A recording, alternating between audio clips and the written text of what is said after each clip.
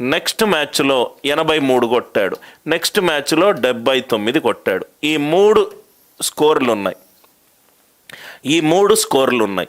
Right, 81, 83, 79. నాకేమిచ్చాడు data? క్వశ్చన్లో 3 మ్యాచ్లలో తను కొట్టిన 3 స్కోర్లు ఇచ్చాడు. కానీ నాకేంటంటే నాకు ఒక్క వాల్యూలే తీసుకోవాలని ఉంది, నాకు ఈ 3 వాల్యూలు తీసుకోవాలని లేదు. నాకు ఇన్పుట్లు ఎన్ని ఉన్నాయి? 3 కావచ్చు, 4 కావచ్చు, 5 కావచ్చు, 6 కావచ్చు. నేను ఈ ఇన్పుట్ మొత్తాన్ని ఒక వాల్యూ పాయింట్ ఆఫ్ రెఫరెన్స్గా క్యాల్కులేట్ చేద్దాం అనుకుంటున్నాను. నా పాయింట్ ఆఫ్ రెఫరెన్స్ ఒకటే ఒకటి, నా పాయింట్ ఆఫ్ రెఫరెన్స్ ఒక్క పాయింట్ మీదనే నేను క్యాల్కులేట్ చేద్దామని అనుకుంటున్నాను. ఒకటే నాకు సింగిల్ పాయింట్ కావాలి. ఆ పాయింట్ ఆఫ్ రెఫరెన్స్నే నేను సరాసరి అంటాను, లేకపోతే సగటు అని అంటాను. అంటే ఫర్ ఎగ్జాంపుల్ నేను పాయింట్ ఆఫ్ రెఫరెన్స్ ఏదైనా, మీకు ఇష్టం వచ్చిన వాల్యూ ఏదైనా మీరు తీసుకోవచ్చు. సపోజ్ 80 తీసుకుంటే ఇదేమో దీనికంటే 1 ఎక్కువ ఉంది, ఇదేమో దీనికంటే 3 ఎక్కువ ఉంది, ఇదేమో దీనికంటే 1 తక్కువ ఉంది. నాకు ఒక్క పాయింట్ని ఉద్దేశించి మనం బ్లడ్ రిలేషన్స్లో ఏం చేస్తాము? సపోజ్గా మన అమ్మ, నాన్న, రైట్, అక్క, తమ్ముడు, మనం ఏం చేస్తాము? ఇతని పాయింట్ ఆఫ్ రెఫరెన్స్గా పెట్టుకుందాం. ఇతన్ని పాయింట్ ఆఫ్ రెఫరెన్స్గా పెట్టుకుంటే right, he is my dad, he is my mother, he is my brother, he is my sister. మనం ఏం చేస్తున్నాను? ఒక్క పాయింట్ ఆఫ్ రెఫరెన్స్ తోటి వీటన్నిటినీ మనము కంపేర్ చేసుకుంటున్నాం. యావరేజ్ అనే కాన్సెప్ట్ ఎక్కడి నుంచి వచ్చింది? మనకు కళ్ళ ముందు ఎన్నో వాల్యూలు ఉన్నాయి, ఆ వాల్యూలలో ఒక్క వాల్యూ తీసుకొని మిగతా 10 వాల్యూలు ఈ వాల్యూ కంటే ఎక్కువ ఉంది, ఈ వాల్యూ కంటే తక్కువ ఉంది. మనం ఒక ఎగ్జామ్ రాస్తున్నాము, 30 మార్కులు, 30 మార్కులు అనేది పాయింట్ ఆఫ్ రెఫరెన్స్ పెడితే రైట్, నాకు 73 మార్కులు వచ్చాయి.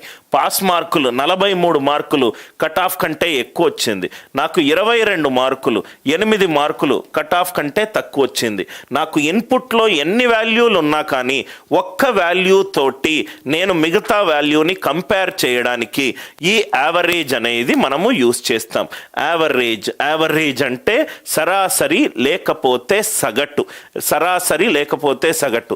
సార్ నేను ఇక్కడ మీరు 80 తీసుకున్నారు, మీరు 80 బదులు నేను 70 తీసుకోవచ్చా సార్? మీకు ఇష్టమైన పాయింట్ ఆఫ్ రెఫరెన్స్ తీసుకోండి సార్. 100 తీసుకోవచ్చా సార్? తీసుకోవచ్చు. ఇది లాజికల్ డెఫినేషన్ ఆఫ్ యావరేజెస్. అందరికీ అర్థమైంది కదా sir? Logical definition of averages. Sir mathematical definition ఏంటి సార్? ఇక్కడ మీరు ఒక్కటే ఒక పాయింట్ ఆఫ్ రెఫరెన్స్ అని ఎలా అంటున్నారు సార్? దానికి ఏమైనా ఒక మ్యాథమెటికల్ కాన్సెప్ట్ ఉందా సార్ అంటుంది. యావరేజ్ అంటే ఉన్న ఏవైతే వాల్యూలు ఉన్నాయో వాటిని కూడడం, డివైడెడ్ బై ఎన్ని సంఖ్యలు ఉంటే అన్ని అంకెలు రాయడం. Average is SN/N. అంటే ఏవైతే మనకు అంకెలు ఉన్నాయో వాటన్నిటినీ కూడి డివైడెడ్ బై నంబర్ ఆఫ్ సంఖ్యలు. సార్ ఎందుకు సార్ యావరేజ్ SN/N? యావరేజ్ అనేది some of the quantities by number of the quantities. ఎందుకు సార్?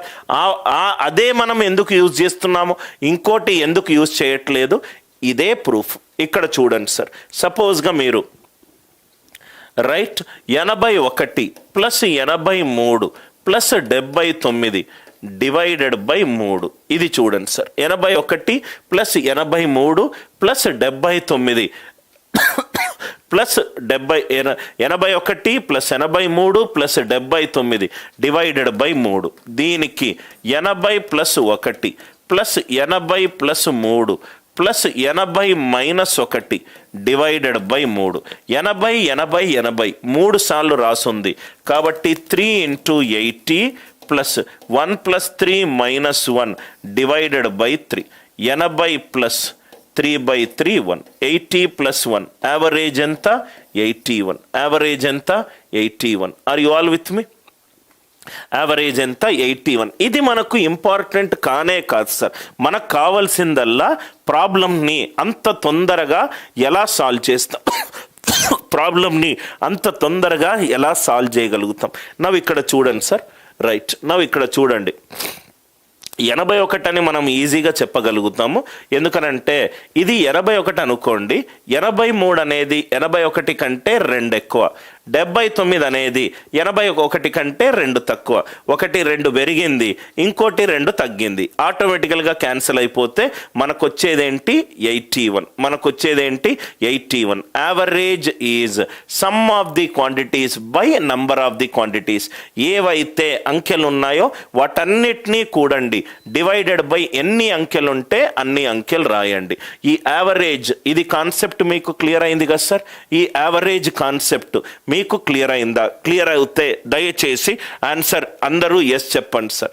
రైట్, అందరూ దయచేసి ఎస్ చెప్పండి. యావరేజ్ డెఫినేషన్ క్లియరా సార్? వాడు ఎన్ని వాల్యూలు ఇచ్చినా ఒక్క పాయింట్ ఆఫ్ రెఫరెన్స్ తోటి కంపేర్ చేసుకుంటూ వేయడాన్ని మనము యావరేజ్ అని అన్నాం. కంపేర్ చేసుకుంటూ వేయడాన్ని మనం యావరేజ్ అని అన్నాం.